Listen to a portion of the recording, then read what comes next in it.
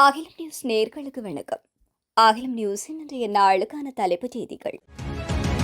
பாதுகாப்பு படைகள் விஞ்ஞான மற்றும் தொழில்முறை திறன்களில் உயர்தரத்தை கொண்ட படைகளாக உலகளவில் செயற்படும் திறனை கொண்டுள்ளன என்றும் அதற்காக அவர்களை தயார்படுத்துவதும் தேவையான வசதிகளை வழங்குவதும் அத்தியாவசியமானது என்றும் ஜனாதிபதி அனுரகுமார திசாநாயக்க சுட்டிக்காட்டியுள்ளார். பாதுகாப்பு அமைச்சின் 2026 ஆண்டிற்கான திட்டங்களின் முன்னேற்ற மீளாய்வு மற்றும் 2027 வரவு செலவு திட்ட பூர்வாங்க கலந்துரையாடலில் நேற்றைய தினம் ஜனாதிபதி அலுவலகத்தில் கலந்து கொண்டு உரையாற்றும் போதே ஜனாதிபதி இதனை தெரிவித்துள்ளார். மோசமான வானிலை காரணமாக மூடப்பட்டிருந்த ஹெட்டன் கல்வி வலயத்தில் உள்ள அனைத்து பாடசாலைகளும் இன்று முதல் வழக்கம் போல் செயற்படும் என்று ஹெட்டன் கல்வி பணிமனை தெரிவித்துள்ளது. தற்போது நிலவுகின்ற மோசமான வானிலை காரணமாக மத்திய மாகாண கல்வி பணிப்பாளரின் ஆலோசனையின் பேரில் கேட்டன் கல்வி வலயத்தில் உள்ள அனைத்து பாடசாலைகளும் மூடப்பட்டன.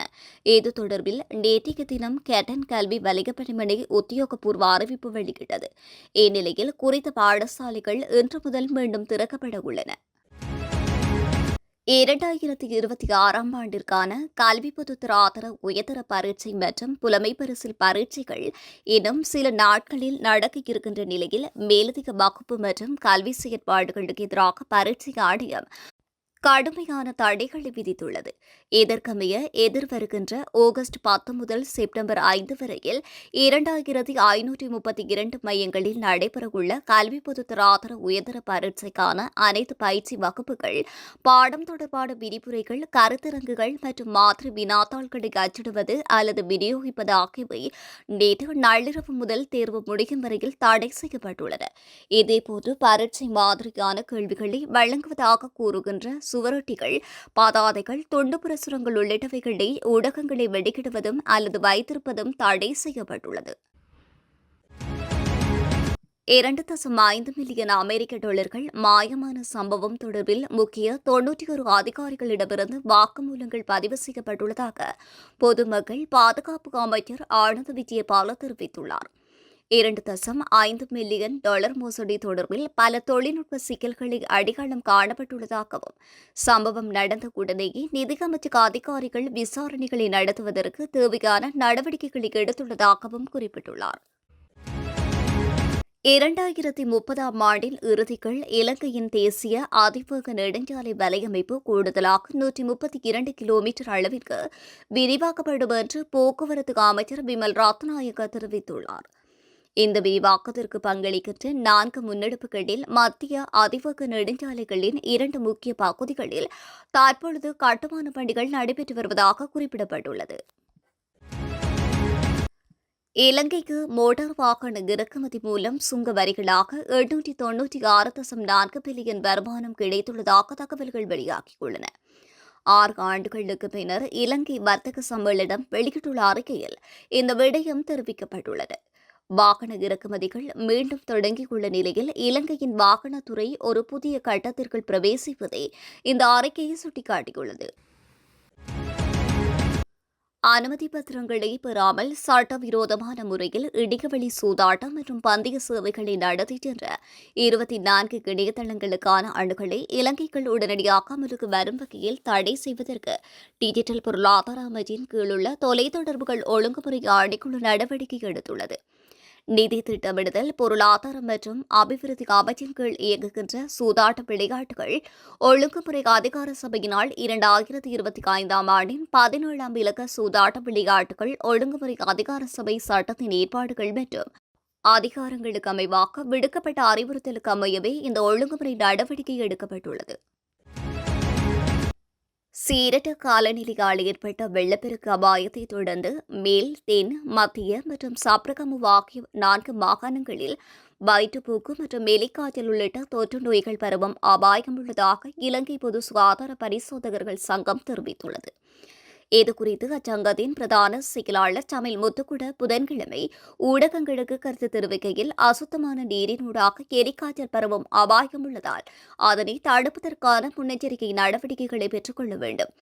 மேலும் வயிற்றுப்போக்கு, மஞ்சள் காமாலை, தோல் நோய்கள் உள்ளிட்ட டெங்கு உள்ளிட்ட நோய்களுக்கான அறிகுறிகள் தென்பட்டால் உடனடியாக அருகில் உள்ள அரசு வைத்தியசாலை அல்லது அங்கீகரிக்கப்பட்ட வைத்தியரிடமிருந்து சிகிச்சைகளையும் மருத்துவ ஆலோசனைகளையும் பெற்றுக்கொள்ள வேண்டும் என்று அவர் கேட்டுக் கொண்டுள்ளார்.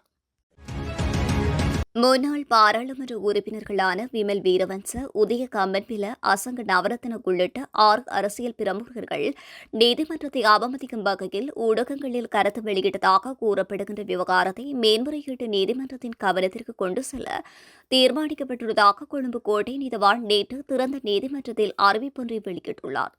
உயிர்த்த ஞாயிறு பயங்கரவாத தாக்குதல் தொடர்பில் விசாரணைகள் மற்றும் தேசிய புலனாய்வு பிரிவின் முன்னாள் தலைவர் சுரேஷ் சலே தொடர்பான விசாரணைகள் மற்றும் தேசிய புலனாய்வு பிரிவின் முன்னாள் தலைவர் சுரேஷ் சலே தொடர்பான விசாரணைகளை பாதிக்கும் வகையில் இலத்திரனியல் மற்றும் சமூக ஊடகங்களூடாக நீதிமன்றத்தை அவமதிக்கும் கருத்துக்கள் வெளியிடப்பட்டுள்ளதாகவும் குற்றப்புலனாய்வு திணைக்களம் நீதிமன்றத்தில் தெரிவித்துள்ளது. குறித்த கருத்துக்களை வெளியிட்டவர்களாக முன்னாள் பாராளுமன்ற உறுப்பினர் விமல் வீரவன்ச, உதய கம்பன்வில பாராளுமன்ற உறுப்பினர் திலிப் யாபீர, சுகேஸ்வர பண்டார, அசங்க நவரத்ன மற்றும் மகிந்த பத்ரன் ஆகியோரின் பெயர்கள் குறிப்பிடப்பட்டுள்ளன. நாட்டில் தற்போது நிலவுகின்ற வானிலை நிலவரங்களை கருத்தில் கொண்டு புத்தளம் முதல் அம்பாந்தோட்டை வரையிலான கடற்தொழில் நடவடிக்கைகளை மீண்டும் தொடங்க கடற்தொழில் மற்றும் நீரியல் வளங்கள் திணைக்களம் அனுமதி வழங்கியுள்ளது. இருப்பினும் ஹம்பாந்தோட்டையிலிருந்து பொத்துவில் வரைக்கான கடற்கரை பகுதிகளுக்கு இன்னும் அதிக ஆபத்து இருப்பதாக தெரிவிக்கப்பட்டுள்ளது. புத்தளம் முதல் கொழும்பு காலி வழியாக அம்பாந்தோட்டை வரையிலான கடல் பகுதிகளில் நிலவிய பலத்த காற்று தற்பொழுது தணிந்துள்ளது. இருப்பினும் அம்பாந்தோட்டை முதல் பொத்துவில் வரையான கடல் பகுதிகள் கரையோர கடற்தொழில் நடவடிக்கைகளுக்கு தொடர்ந்து உகந்ததாக இல்லாததால் மறு அறிவிப்பு வரும் வரையில் கடற்தொழிலாளர்கள் கடற்தொழில் நடவடிக்கைகளுக்காக குறித்த பகுதிகளிலிருந்து செல்வதை தவிர்க்குமாறு அறிவுறுத்தப்பட்டுள்ளனர். தென்மேற்கு பருவக்காற்றின் தாக்கத்தினால் நாட்டை சுற்றியுள்ள மற்ற கடல் பகுதிகளில் காற்றின் வேகம் எந்த நேரத்திலும் மீண்டும் அதிகரிக்கக்கூடும் என்பதால் அனைத்து கடற்தொழிலாளர்களும் உயிர்காப்பு சட்டைகளை அணிய வேண்டும் என்று வலியுறுத்தல் விடுக்கப்பட்டுள்ளது. பேருந்து நிலையம் அருகே நிறுத்தப்பட்டிருந்த சொகுசு பேருந்திற்கு தீ வைக்கப்பட்ட சம்பவம் ஒன்று பதிவாகியுள்ளது. மோட்டார் சைக்கிளில் வந்து அடையாளம் தெரியாத இருவர் தீ வைத்துவிட்டு தப்பிச் சென்றதாக காவல்துறை தெரிவித்துள்ளது. குறித்த சம்பவம் நேற்று அதிகாலை கடுவல பிரதான பேருந்து நிலையத்திற்கு அருகில் உள்ள வாராந்த சந்தை வளாகத்தில் இடம்பெற்றுள்ளது. நேற்றைய தினம் அதிகாலை 2:30 மணி முதல் 2:45 மணிக்கு இடைப்பட்ட காலத்தில் மோட்டார் சைக்கிளில் வந்த இருவர் பேருந்திற்கு தீ வைப்பதைக் கண்டு அருகில் இருந்த மற்றொரு பேருந்தில் இருந்த ஓட்டுநரும் நடத்துனரும் கூச்சலிட்டுள்ளனர். இதன்போதே அவர்கள் அங்கிருந்து தப்பிச் சென்றுள்ளனர். தீ வைக்கப்பட்ட பேருந்திற்குள் ஓட்டுநரும் நடத்துனரும் உறங்கிக் கொண்டிருந்த நிலையில் மற்ற பேருந்தில் இருந்த சகாக்களின் கூச்சலை கேட்டு அவர்கள் பேருந்திலிருந்து வெளியே குதித்து உயிர் தப்பியுள்ளனர். நெடுஞ்சாலை வழியாக கடுவல மாத்திரை இடையே இயக்கப்படுகின்ற ஆடம்பர பேருந்திற்கு இவ்வாறு தீ வைக்கப்பட்டதுடன் தீ விபத்தின் காரணமாக பேருந்து முற்றாக எரிந்து சாம்பலாகியுள்ளது. தென்மேற்கு பருவப்பேச்சு தீவிரமடைவதால் நாளை நாட்டின் பல பகுதிகளில் 100 மில்லிமீட்டருக்கு மேல் மழை வீழ்ச்சி பதிவாகக்கூடும் என்று வளிமண்டலவியல் திணைக்களம் எச்சரிக்கை விடுத்துள்ளது. நாட்டின் பல்வேறு பகுதிகளிலும் தென்மேற்கு பகுதிகள் நிலவுகின்ற மழை மற்றும் காற்றுடன் கூடிய காலநிலை இன்றைய தினம் முதல் அதிகரித்து அடுத்த சில நாட்களுக்கு தொடரும் என்று திணைக்களம் தெரிவித்துள்ளது.